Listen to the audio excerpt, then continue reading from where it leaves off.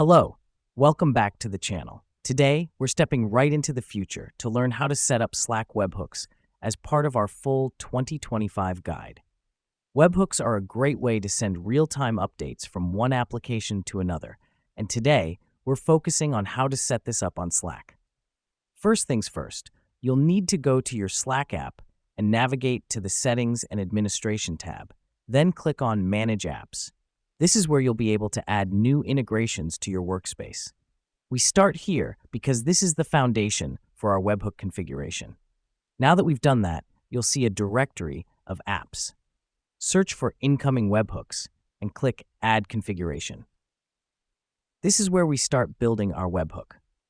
The reason we use incoming webhooks is because they allow external sources to send messages into Slack, making it easier to get updates from other services you use. Once you've clicked on Add Configuration, you'll be directed to a new page.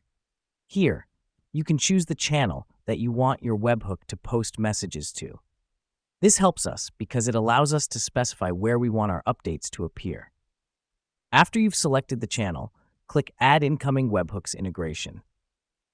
You'll be taken to a page where you'll see a webhook URL.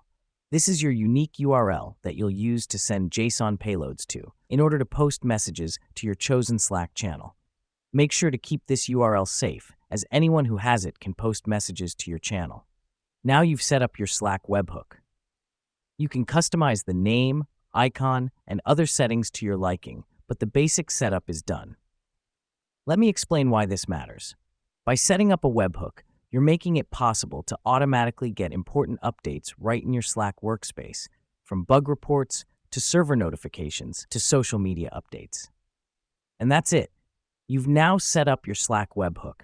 By following these steps, you can streamline your workflow and ensure you never miss an important update. Thanks for tuning in, and we'll catch you in the next guide.